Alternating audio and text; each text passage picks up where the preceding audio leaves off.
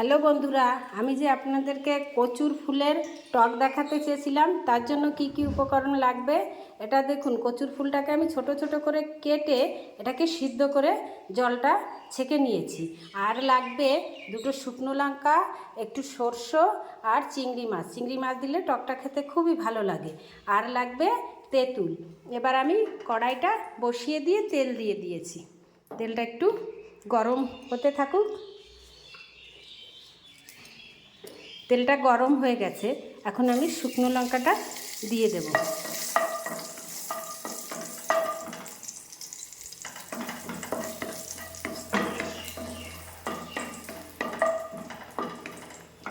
শুকনো লঙ্কাটা একটু ভাজা ভাজা হয়ে গেলে আমি দিয়ে দেব সরষে।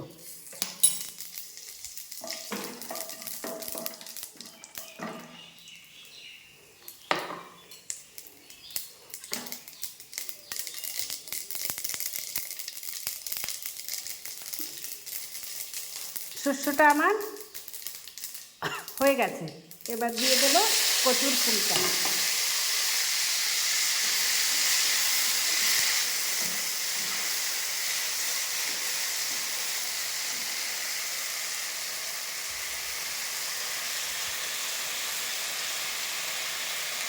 একটু দিয়ে দেব লবণ।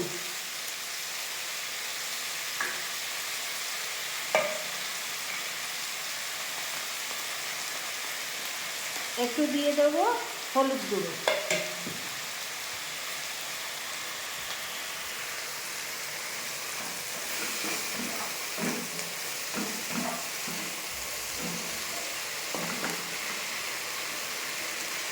নাড়াচাড়া করে এটাকে একটু ঢেকে রাখবো কিছু সময়ের জন্য।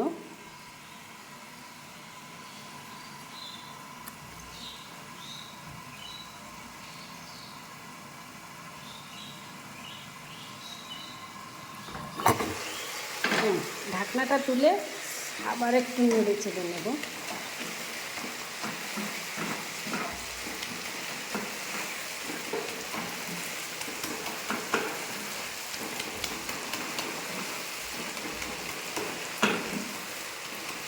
দেখুন, এটা একদম সিদ্ধ হয়ে গেছে।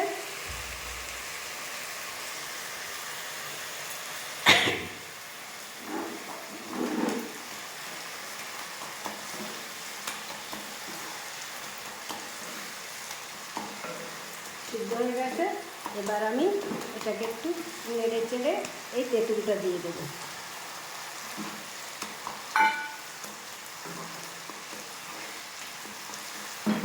তেঁতুলটা দিয়ে আমি চিংড়ি মাছটাও দিয়ে দেবো।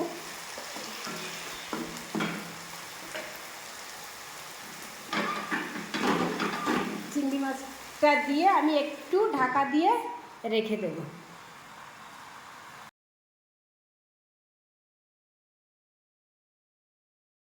5 মিনিট পরে ফিরে এলাম।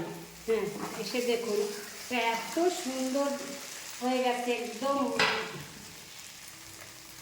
শুকনো শুকনো হয়ে গেছে। এবং 1 চামচ চিনি দিতে হবে। আপনারা চিনি না দিলেও যারা বেশি টক খেতে পছন্দ করেন তাদেরকে দিতে হবে না।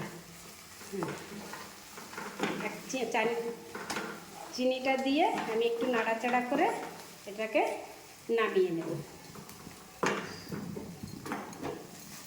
এটাকে নামিয়ে নেব।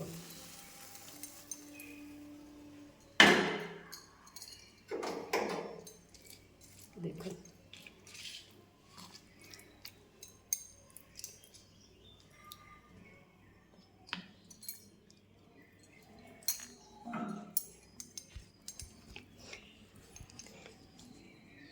দেখুন এটা কত সুন্দর হয়েছে। এইভাবে